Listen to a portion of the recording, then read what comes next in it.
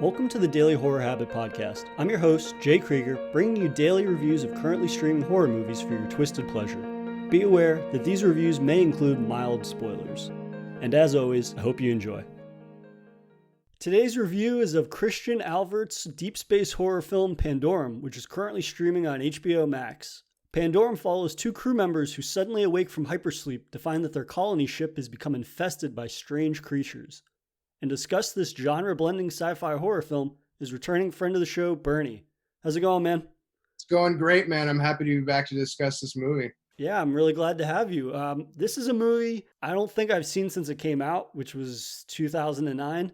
And it's one of the few times somebody has recommended we review a movie for the podcast, and I've completely blanked on what movie they're talking about. Like, generally, even if I don't remember every single, obviously, plot detail and thing that happens in a movie, I have a pretty good frame of reference for at least like what happens somewhat in the movie. Whereas Pandorum, going into it, I was a little anxious because I remembered absolutely nothing about this movie.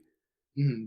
I think that's pretty fair for most people that watched this when it came out. It's one of those movies where you don't really watch it 2 or 3 times typically, right? It's a set it and forget it kind of a thing.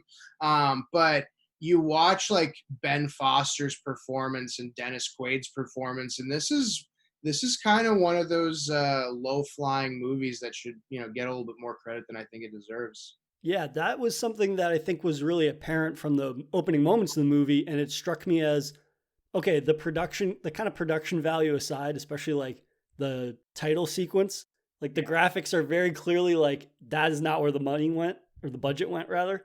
But in terms of overall the movie, I was really pleased at how well certain elements of it have aged. And it definitely, to your point, it feels like a movie that is probably becoming more and more popular the farther we get from its release. Like, people are starting to appreciate certain elements of it. But what about Pandorum really stood out to you that you wanted to talk about it today? I mean, I love the Alien genre and the franchise, and obviously your kind of series about it helped kind of reawaken that portion of it for me, and that coupled with like the Alien Covenant movies and things like that. I just, I thought about something spacey, and this was kind of the first thing that came up that, I think is the modern day kind of version of that, I think there's more of a story to be told than the full picture that we've seen so far. Yeah, it struck me at how kind of unique and familiar it was all at the same time, right? I mean, it is very much about atmosphere, and I'm glad you mentioned Alien, because what was so great about those early movies in that series was the sense of atmosphere. And what helped that movie stand apart from other sci-fi movies is just how starkly different that atmosphere and kind of the gothic aesthetic of it was different from things that we'd seen like Star Trek, Star Wars, mostly some of the classics. But in terms of Pandorum, that's the first thing that I notice is that in this age, I mean, it came out in 2009, we had a lot of kind of, again, returning to the traditional sci-fi movies of brightly lit. It's kind of fantastical in the sense of like a Star Wars or Star Trek, whereas Pandorum is a lot of muted color palettes. It's about these people they don't know anything, and the viewer essentially is in their shoes because they have amnesia from their hypersleep. And I mean, we don't know anything because we're getting dropped into this world with very little information. And so in that regard, it really grabbed me initially, even though I think the movie's a little slow in the beginning. It definitely takes time to get going, but it does a really good job right from the opening of kind of just grabbing your attention and I wanted to understand more and understand these characters and their history. Mm-hmm. I think to that point, when we start to get some of the puzzle pieces on Bauer's life, played by Ben Foster. He keeps having visions of what we assume is his wife, and we later on figure out, like, that not only is she not on the flight that they're on, but she broke up with him, and that's actually why he's on there. Mm-hmm. I think the director does a really good job of giving one impression of what the movie is going to be about, and then at the end of the movie we're thrown through a loop and it's completely separate from what actually is the case. And as we kind of go through it, obviously everyone else will find out about that. But the other thing that I really love about this movie, I can't remember who it was that said this, but this is kind of like a merge between Alien and Event Horizon. Mm. And I love both of those movies. So having that kind of psychological madness effect of Event Horizon coupled with these like alien-esque creatures of Pandorum, I think it really provides a lot of different avenues that the director kind of goes through. Yeah, that Event Horizon was the film that I thought about immediately while I was watching this, and it's one that it's funny, I only kind of just got an appreciation for Event Horizon over the last 2 years or so. Again, that was a movie that I came to late and then kind of just brushed off and moved on. And then in coming back to it, you start to kind of appreciate how different it is than a majority of other sci fi movies. And I would say that Event Horizon and Pandorum are kind of like dark sci-fi in a way that it really focuses on kind of the grimy aesthetic of space and this idea that, again, it's not very polished. Everything is very industrial, it's dark, it's damp, it's filled with these monsters that they don't just kill you, they rip you apart to shreds, they eat you. And some in terms of Event Horizon, it sends you to hell, and we see lots of colorful imagery in that film. But Mm-hmm. in terms of the blending of genre, that's a great point also, and what kind of helps forge Pandorum's identity in that it's a blend of horror, it's a blend of sci-fi, obviously, but also there's that psychological like mind fuck to the whole movie, and that plays into the twist, which we'll get into. And I'm curious if audiences in 2009 they weren't as receptive to this movie because of the kind of psychological aspect that you and I like, but then again, you and I are fans of a wider genre. Like, obviously, I love horror, but at the same time, I love sci-fi, I love psychological thrillers, I love action movies, all these different things. So, for me at least, when I see multiple genres blended like this, it just makes what we're watching stronger. If they're able to pull it off, and in this, I think they definitely did.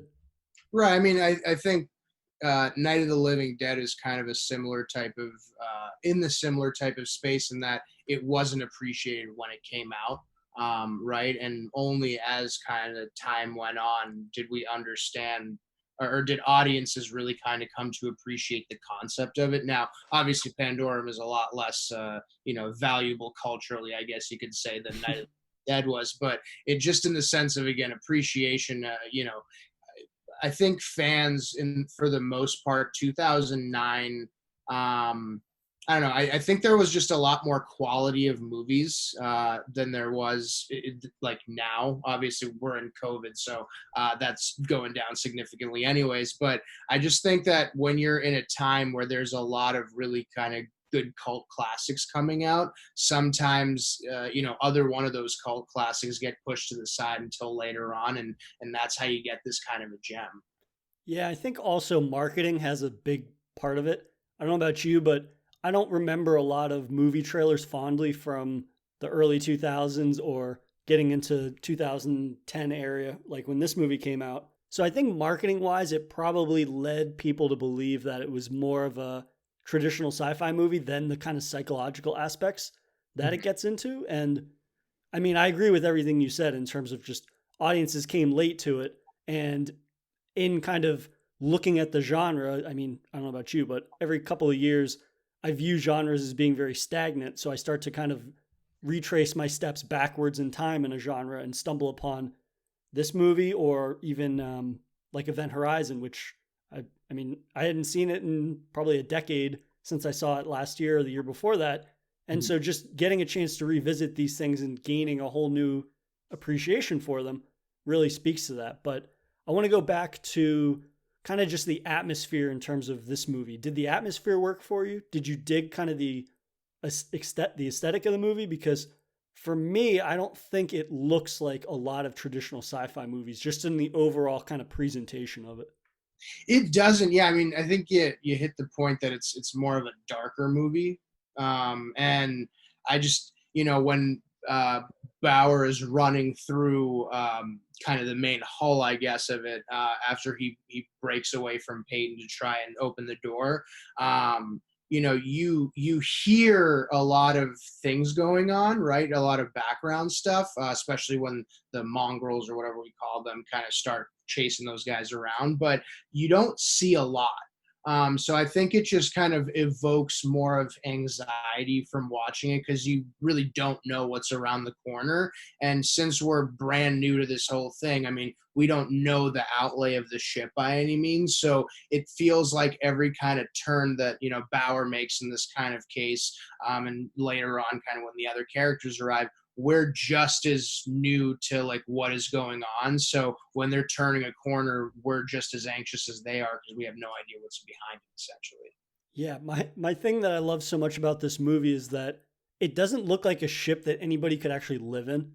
In Yeah. a lot of ways, like it feels very industrial just in the layout, and it lacks that polish that is so commonly found in sci-fi movies and space movies. This idea that like people have been in space for so long that it's so refined is always something that on the surface it's great for like Star Wars and Star Trek because those movies are more about adventure and whatnot. But in films like Pandorum or Event Horizon, they've been in space so long, they've mastered it, and yet they're over space travel. There's nothing fantastic about space travel. They're over it. They want to, companies that make these ships want to save as much money as possible and whatnot. So it's kind of very bare bones. And Mhm. in presenting something that seems very like inhospitable, it Mhm. kind of just complements the horrific shit that's going to happen later on in the movie. I don't know. It really it I think it complements the types of stories that these dark sci-fi movies want to tell in a Mhm. way that further gives them kind of the authenticity that a story like that would need, I think. Right. Well, so to your point about the story, like we said, the director throws us through a loop on what is actually going on. Mhm. What was your idea of what Pandorum was in the first 20 minutes versus, or yeah, let's just start that. Like, what was your kind of impression of where that movie was kind of heading in that first, original couple sequences? So I forgot completely about the twist, and I forgot kind of how the movie does incorporate a lot of psychological elements to it. So I was pleasantly surprised to find that the film doesn't kind of just play its narrative straight in the terms of we have to get out of this because the film starts with Dennis Quaid and Ben Foster, like you said, waking up in cryo sleep. They're all alone and they have to escape that room. And we get that really tight claustrophobic shot of Ben Foster climbing through the vents, and there's like all of these tubes that are basically crushing him in a lot of ways, and then he falls on his face through the pipes and the vents and everything. And I was glad that that builds to something Mhm. because that sequence I think is pretty drawn out. Like the first 30 minutes of the movie is pretty drawn out and it's pretty simplistic. And so I can appreciate the movie overall that it builds to something more. And it's not kind of just this very straightforward, we have to get from room to room, this is why. Because had it not had that twist at the end and it hadn't kind of focused on people suffering from Pandorum, and for those that don't know, Pandorum is the symptoms basically of deep space travel, and that people kind of get the shakes. Their perception of events begins to become skewed. They become paranoid. They become violent. All of these different things, and without Pandorum kind of like looming over everybody, and the other kind of side effects that we'll get into later, and the realizations about their situation, I probably would be a lot harsher on this movie. Mhm. What about you? No, I fully agree with that. That first, I mean, when Bauer drops down into that kind of shaft and he's basically, he's face down, Mhm. uh, and he can't really move that well. And then he sees a body of another one of his, fellow, I forget what they're called. Uh, the folks that kind of steered the ship every 2 years, the random teams. Flight deck. They're like Yeah, flight yeah, deck operators. yeah, something like that. So I mean, it was from a different flight team or flight deck. He saw, I think it was like a four on there. Mhm. Um, but kind of seeing that was within 20 minutes, I think, of the movie starting. So like Yeah. you said, very drawn out. It was kind of stagnant. Again, it, uh, you know, when I was watching that, I thought this was going to be more along the lines of, aliens have somehow kind of got aboard Mhm. and they have to work together to figure this out to, create some kind of good scenario where everyone survives this, right? But as we kind of see, other characters popping in, whether it's Nadia or, I can't believe it took us this long to mention this. Norman Reedus is somehow in. Yeah, no, he gets Forgot. an award for shortest cameo ever. I mean, I don't know if his is shorter than James Franco's in Alien Covenant, but they're really darn close. That's a, that's a good point. 48 seconds or so. I literally, you just notice that that's Norman Reedus pre Walking Dead. And Mhm. as soon as you realize that he gets, I forget what it was, he got hung up and he got eaten alive, right, by Yeah. the mongrels, right? Mhm. So like as you start seeing more of the characters popping in, you realize that everyone has a backstory, but it's as obtuse or obfuscated as Bowers is. Mhm. And then I think you start to develop some doubts in your own understanding of what's going on. Of obviously, we're not seeing the major picture yet, Right. um, and again, that's where I start to kind of peek up a little bit on my couch watching this because it started taking a lot of weird turns that I wasn't expecting, and again, I think that's where the intrigue of this movie comes into. Yeah, absolutely. And that bigger picture is one that I think has a good enough payoff, but also the ways in which they sort of slowly introduce us to how this ship operates and the purpose of it and all the kind of inner workings of it. I think that like the kind of like breadcrumbs as they were is a little bloated. I wish we'd gotten to some of that a little faster, but at the same time, characters have like small moments of dialogue that really grab my attention. Like one of the characters that Bauer meets, Nadia, who's kind of like this ninja assassin survivor who is great at jumping around, and she kicks him on, knocks him on his ass a couple of times throughout the film. She says this line that I think she says it more than once, where she says to Bauer, "I think you think that we have been asleep for longer than we actually have been." Yeah. And they kind of cut away from that and moved past that. But that's a line that stuck with me in a way that kind of like reinvigorated my interest in the overall plot. Because like I said, the beginning was it gets a little stagnant, it's a little repetitive. He's okay, I get it. He's trying to get through the pipes and whatnot and all these things. But then that little kernel really kind of blossoms into a larger part of the narrative that bleeds into the twist and whatnot at the end. But little moments like that really kind of it engages me in the story in a way that I wish there had been more of, but it does it just enough that it kind of holds my interest throughout. But Mhm. I think the biggest milestone in terms of the narrative early on is when we meet the mongrels, basically, which are these mutants. For lack of a better word, they're mutants. They're these creatures that are covered in kind of like scrap metal that they found from the ship. They look like scavengers, and they're a fan of eating anyone that they run into. Yeah, it is.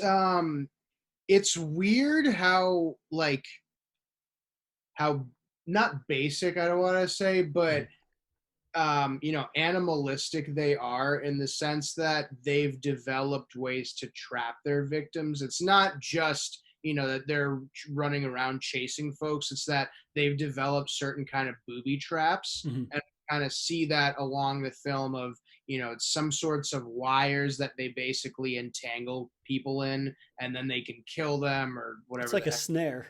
Yeah, exactly. So I mean, like almost like a bear trap in a way or something, right?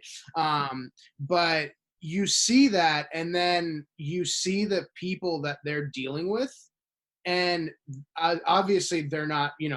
When Nadia and Mon kind of face off with each other, they're fighting each other, even though presumably they don't know each other. We don't have any kind of idea what their backstory is to that regard, right? Mhm. But start to see there's some very minor similarities just in the way of everyone's out for themselves. And again, Bauer being thrust into this, where Shepard, played by again Norman Reedus, runs off after saying like, "Oh, you're not here to save me. You're just in the same predicament as I am. You're basically just waking up." It's coming clear that it's more every man for themselves. Mhm. And again, that's another kind of not alarm bell, but it was more of just an intrigue for me where it's like, okay, again, there's other kind of underlying factors that are going on that it not everything is again as it seems, right?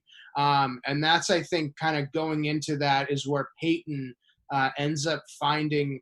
I forget exactly how that situation happened, but he finds a guy named was it Lieutenant Gallo, or Yeah. Gallo in the sense, right? He finds him in another sort of shaft, Yeah, he and finds him in a like the ventilation shaft above him. that was just a weird scene, man. He's Yeah. like half naked, just like he's in this kind of covered by tubes, basically, and some kind of a slime. So presumably, those mongrels or whatever, they were gonna eat him or something, right? So I think that it was supposed to be that I got the impression that he had just woken up from cryo sleep as well, because we get that whole opening sequence with Ben Foster when he wakes up. And that, again, speaking to this movie's kind of cyberpunk deep space aesthetic, this, again, in most sci-fi movies, like hypersleep is, it's very polished, it's very clean. You get into a pod, you go to sleep, you wake up in the future, you throw up a little bit, but you're good to go. But in Pandorum, they wake up, they're alone, obviously there's nobody there, so they're freaking out.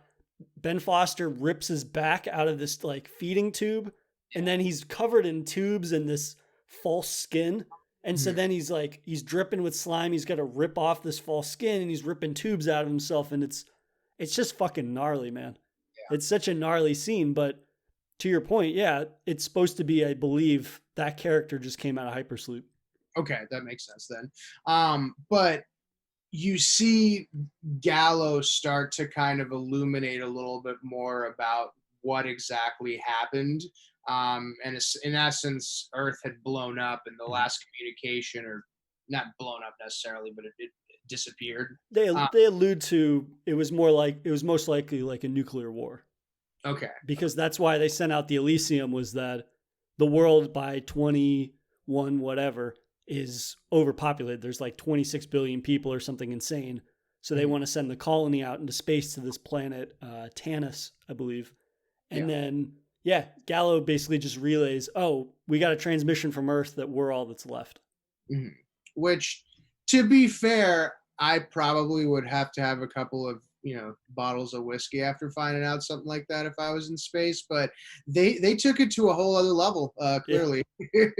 But again, when he starts explaining that, and then I think you contrast that with what's going on with Bauer and how they're basically escaping those mongoloids. Again, it starts to give you more of a sense of, okay, this might be in some sort of alien, not necessarily invasion, but it's they're attacking these people in some sort of way, and they've lost the ship.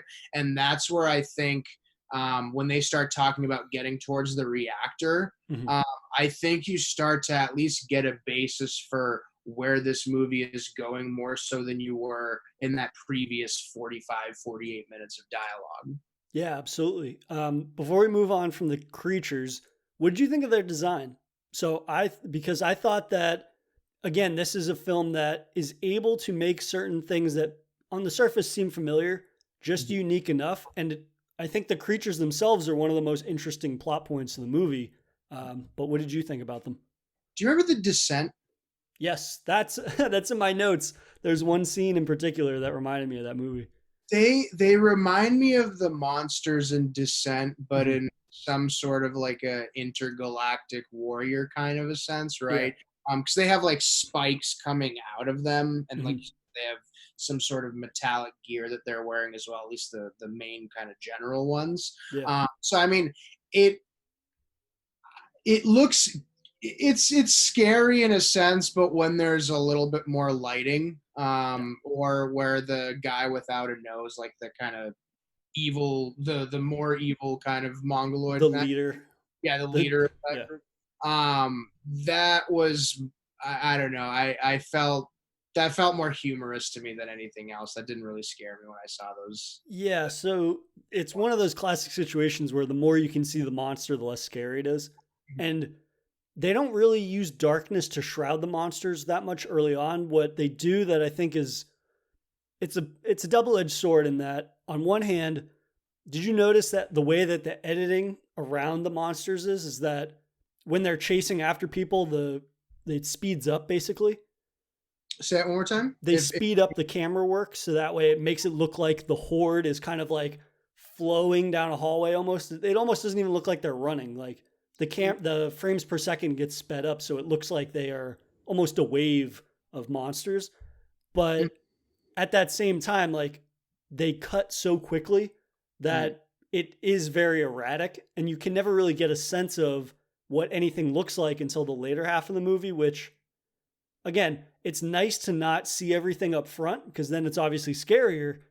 But at the same time, with it being so erratic and jumps around so much, it can be a little annoying at times. And I found that with some of the close combat fight scenes, in that it just jumps from character to alien to somebody getting thrown.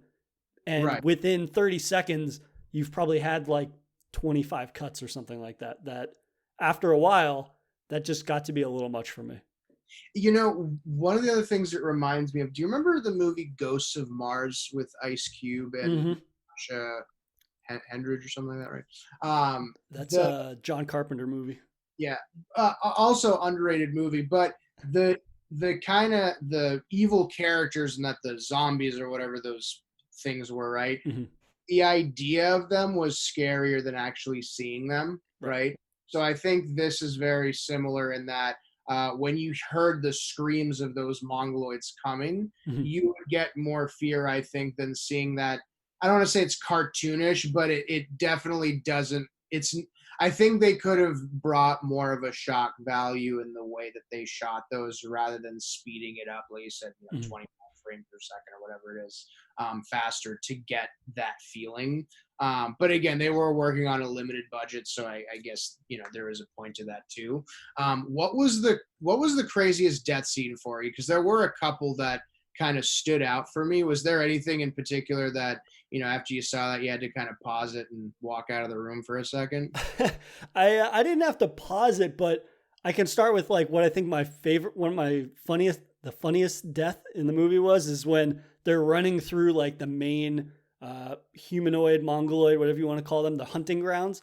And one of the cryopods opens up and the guy wakes up. And just as he wakes up, there's all these fucking aliens around him and they eat him and rip him to shreds. Like that was absolutely hilarious. And that was actually Ben Foster's brother that played that role. Yeah, which I looked that up and I was like, why would they even go to the trouble of doing that? All he does is wake up and scream. Like, I guess that's a IMDb category. Yeah, a roll's a roll, right? No, I was just saying that I like how you took that into a funny way. I watched that and I saw myself being like, that's totally what happened to me. I would just be like waking up out of cryostasis or whatever. And then all of a sudden you wake up and there's, 7 mongoloid things trying to kill you.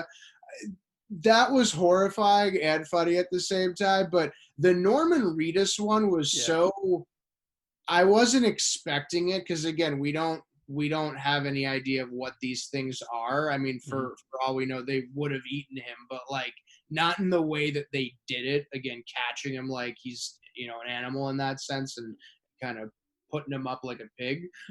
So that was a little shocking to me in that sense. But to your point about the characters as well, the actual aesthetic of the mongoloids, there's a scene where the humans kill him, right? They kill one of them. I think it was Bauer and Nadia and Mon.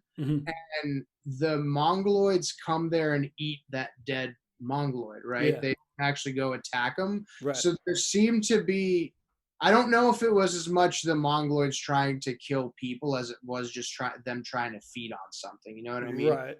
Yeah, and I mean that detail, which if you're not paying attention and kind of gloss over that, it would be lost on you. But this is the kind of like story point that I found really interesting. And again, it goes from taking something that again, seems very kind of just standard and traditional, just being like, oh, these are the aliens, you have to avoid them, kill them or be killed kind of thing. But in this, we learn that they're not actually aliens. Like Bauer hypothesizes early on that, oh, these are some kind of mutants or parasites that have gotten onto the ship. Mhm. But then Nadia basically informs us again, she says, I don't think you realize how long we've been asleep, and that these people woke up. These Mongoloids are actually crew members who woke up early, and over the course of all of the decades or centuries that they've been there, we learn they've mutated essentially. Mhm. And that small little detail I really love because it kind of just enriches, again, something that on the surface is very generic, but that little story detail is something that I think, I don't know, it gives it more originality and it gives it more purpose for why these creatures behave this way. Why are they smart enough to hunt in packs and to use snares and to reclaim certain types of gear and whatnot that they find in the environment? Just little narrative details like that, I really think help to just differentiate this from feeling like, I don't know, for lack of a better term, just like a generic Saturday night sci-fi channel movie. Right. I mean, when those three, Bauer, Nadia, and Mon, they end up finding Leland and his little hideout. Mm-hmm. Um, he has photos. It's reminiscent of kind of like ancient cavemen drawings, right? Mm-hmm. And he has it basically exploring again how humans descended into this, and that's where I think the biggest kind of, no, I don't know if it's the biggest, but the second biggest, top two, we'll put it that way. All right. Top two biggest shocks, that Peyton is actually Gallo. Right. They're one and the same, right? Mm-hmm. And it kind of hit me a little bit later, but notice how Peyton, when he came out of the Krauses, he had a beard, and Mm-hmm. everyone else was clean shaven. So in theory, he had been out and about in that sense, and then came back in with some sort of a beard. Mm-hmm. Because I don't think anyone else had any kind of facial hair or anything like that growing while they were in there. At Right. least in Shepard, Bauer, and the other person, that his brother in that sense. Yeah. Um, but yeah, so when that happened, I mean, what was your kind of idea of where this was going at this point when we start to realize that Peyton is actually the antagonist of this movie? Yeah, I mean that's the big kind of like hold on to your butts moment where it kind of just flips your understanding of everything on its head. Whereas I think I was suspicious of Gallo. Again, I didn't remember the plot twist, but again, Gallo is the one that seemingly suffers from amnesia the least. He's Yeah. got the most background on what's happening. He Mhm. reveals obviously that he killed his other two crew members and whatnot. And this idea that he just grows increasingly aggressive and he keeps talking about Pandorum and bringing up the symptoms. And as we've seen, Peyton and Bauer both have the symptoms of their hands shaking and whatnot. And when the twist happens and I start thinking like, oh, who has signs of Pandorum? It's made me start to think again, like, does this mean that Peyton and Bauer maybe are the same person? Are they one and the same kind of thing? Where if they both have the same symptoms and everything like that. So again, it kind of just flips your understanding of everything on its head in a way that, again, I wish they had gotten to that faster because in retrospect, the beginning half of the film is pretty bloated in Yeah. terms of just its pacing and kind of very one note and not giving us enough of those kind of interesting kernels of information in terms of the overall plot and what is happening in this world. But I think that the decision to have that twist is really imperative to, again, kind of just straying away from the generic genre path that you assumed it would be. Mm-hmm. Well, so, since we're kind of towards the end of the movie now, what was more of a shock for you? The fact that the ship was underwater, or the fact that Gallo and Peyton were the same person? I think that it was underwater because I really was unsure where the ship was. I mean, when the initially they open up those bulkheads or whatever, the shields that cover the cockpit, and it's all black. Your first thought would, and Nadia says, "Oh, where are the stars?" Yeah. And so Peyton makes some kind of offhand comment that's like, "Oh, we're deep in space or something like that." I assume they were in a black hole. They were just Yeah. in infinite space because we're given an example by Gallo where he talks about how a previous captain that had Pandorum ejected his crew's safety pods out into deep space, and they just died out in deep space into infinite blackness, basically. So I assumed that the plot was moving in that direction, where somebody was going to attempt to kind of jettison all of the pods out. How about for you? Which one was more surprising? I agree with you. The ending where they realize that they're underwater and there you see that illuminated manatee or whatever that was on that planet. That moment where Peyton mentions, and you mentioned it just a second ago, that there are no stars out. That was more, I don't know, my gut kind of dropped when that happened because again, then you're starting to think of, are they in hell? Like, Mm-hmm. has everything blown up? Is that why Earth is gone too? Like everything in the solar system is gone or something like that? I mean, so it started giving you more questions than answers. And then when we start to figure out that okay, we're underwater, and at one point, I think they look at some sort of computer monitor, something like that, and it says that they've been traveling for like 800 some odd years and the mission was supposed to take only like 100 years total. So Right. they down there for 700 some odd years. Then Mm-hmm. you start thinking, okay, well, this is some kind of horrifying human evolution to get to that Yeah. mongrel stage. But also, how the hell are they going to get out of this situation where they're at the bottom of a foreign planet's ocean in that sense? Yeah, that was what I really appreciated again about that small kernel that Nadia gives us early on, where she says, essentially, I don't think you realize how long we've been asleep for. And then you see, obviously, I think it was they'd been there, they landed there 930 years ago or something like that. So again, that gives credence to this idea that you really don't understand how long you've been asleep and that it makes more sense why they've mutated the way that they have. And that the people just didn't. It's very funny, actually, just thinking that the scientists that developed the cryosleep fluids and food and whatnot, they didn't anticipate like the side effects of that, which Mm-hmm. I could definitely see like Elon Musk and people want to talk about, oh, we're going to get to Mars like at the end of next year, no problem. Just kind of like the corners they're going to cut to try to reach that and not thinking long term potentially. Um, but one of the things about that final scene that I really like is that we see um, Bauer really start to suffer from Pandorum, and Yeah. that he starts seeing it almost. I think he describes it as like the walls are pulsating or they're breathing almost. So you look at the walls and they literally look like they're breathing, and then you see the panels start to shake, and he starts to hear there's some mongoloids, and then he sees one come out of a panel, which obviously it couldn't come out of because it's just a computer panel. Mm-hmm. But I wish that they had included more moments like that Mm-hmm. because it would have made me question things early on and Mm-hmm. more frequently. So that way, by the end of the movie, it would have just made it that much more shocking. You know what I mean? Because realistically, there can only be one or two avenues that the film's narrative ends on. It's either they're Mm-hmm. still in space or they've landed on a planet already. And I think in guessing that, it would have been a lot more difficult and a lot more engaging had they kind of made us doubt the reliability of narrators more so than they did at just kind of like the back end of the film. Let me ask you this because that was a really good point that you just made. Do you think they could all be suffering from Pandorum to the extent that they see those like those mongoloids that are chasing them, that are humans that have, like you said, taken that fluid in that sense, and it's kind of developed them to this state?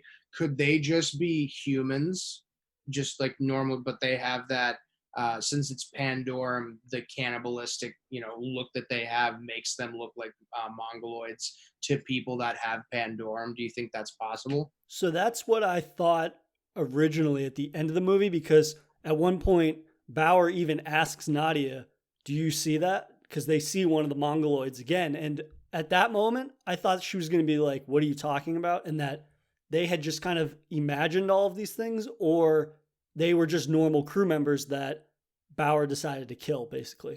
Mm-hmm. And had the movie had that extra dimension to it, I think I would have appreciated it even more than I do. And I appreciate it definitely more fondly than I did the first time I watched it. But I think that if it had one more twist like that, that made you question everything throughout the movie, I Right. really do think that this movie would have been held in higher regards early on. And it wouldn't have taken almost 12 years for that to happen. Hmm.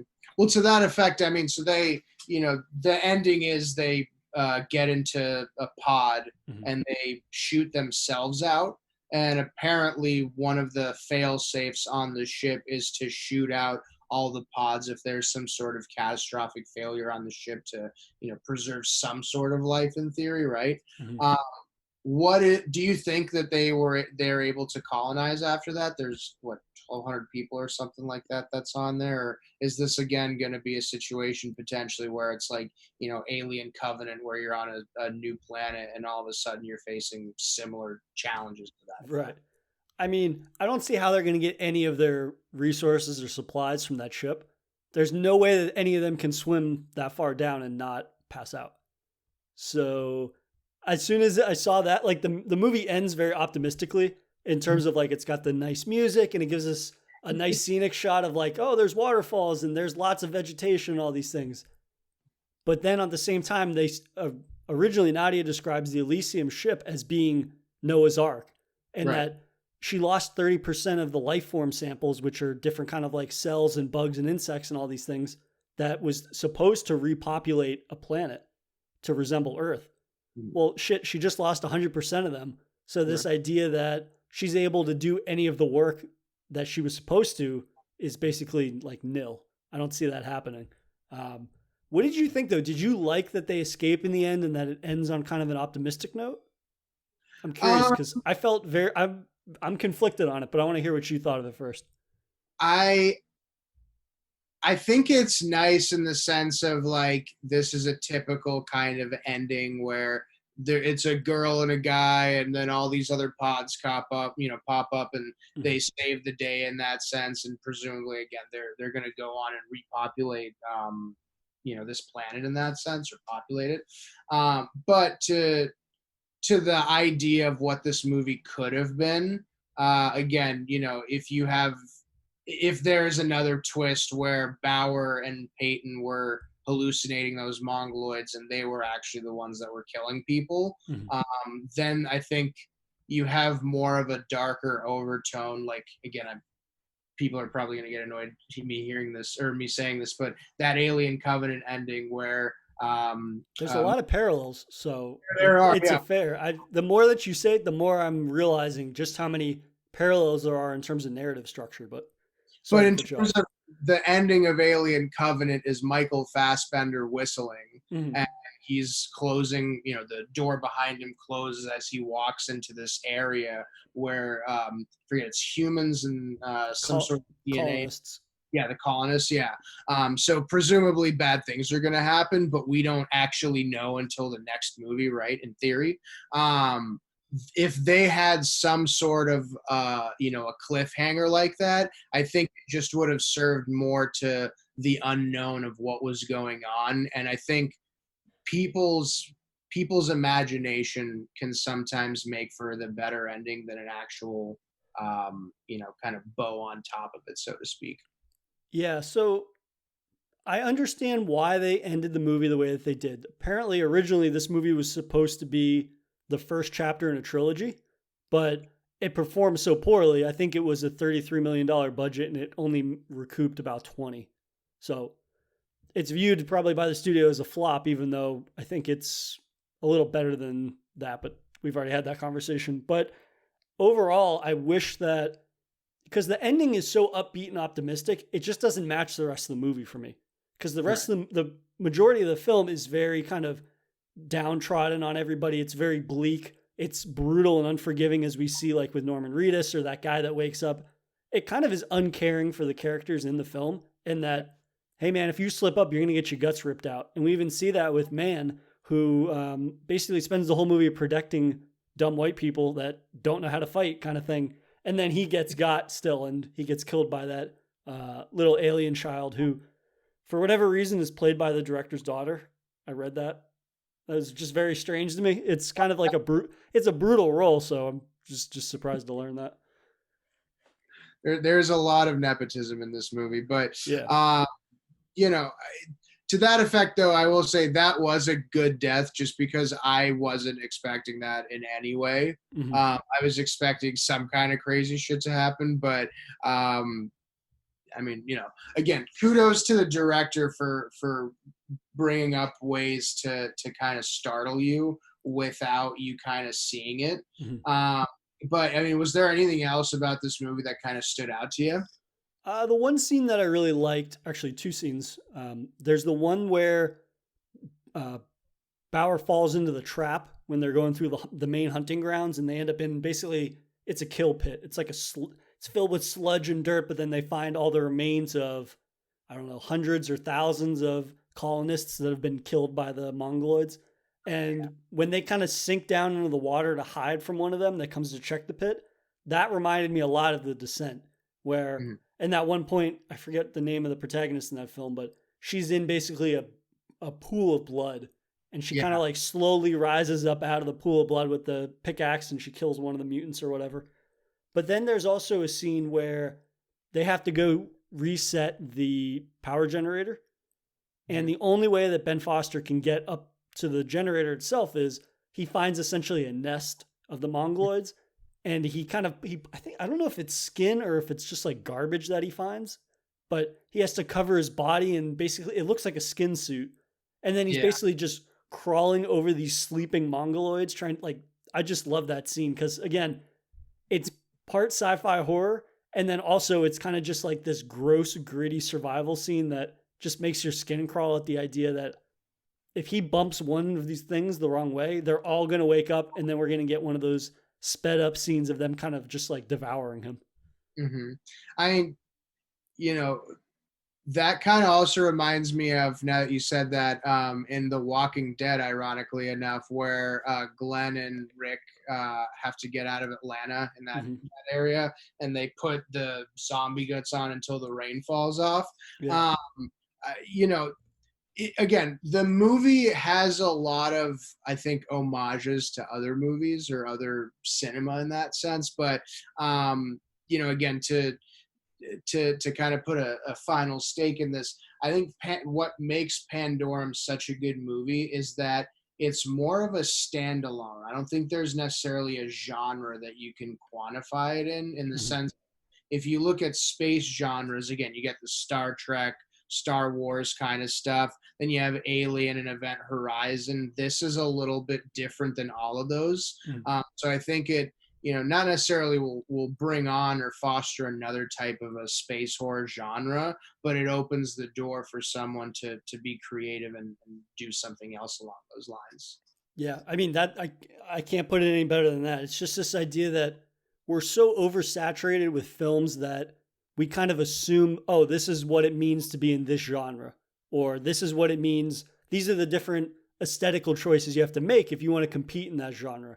And I think it's important that we get films. I wish we got them a little more frequently, but getting films such as Event Horizon, Pandorum that show that, hey, you can play in the same space field as all those other space movies and sci-fi movies, but we're going to like crank things up in terms of horror to like 11 or 12 and tell these really fucked up and dirty and grungy kind of stories that they operate within the same basic genre description, Mhm. but in terms of like what you can expect, they're going to be absolutely nothing like what is perceived as being the status quo kind of. But I mean, I really appreciate you suggesting Pandorum because this is again what I love about having guests on, and everybody has different tastes. And you picking this movie gave me an excuse to revisit something that I mean, just because I'm flipping through the channels, I might not normally be like, because I didn't remember anything about the movie. So if I see it pop up, I might just keep on going and keep on scrolling. So I appreciate you picking a movie that I gained a lot more of an appreciation for since in the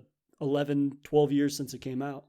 No, of course. And again, I appreciate you doing this podcast, and I think you illuminate a lot of different kind of horror genres and a lot of stuff that people don't get a chance to see. So, keep crushing away. You're doing a great job, man. Well, thanks, man. It helps when I have guests that are up for watching and talking about whatever. So it's a two-way street. But again, I love having you on, man, and I look forward to having you on again in the future.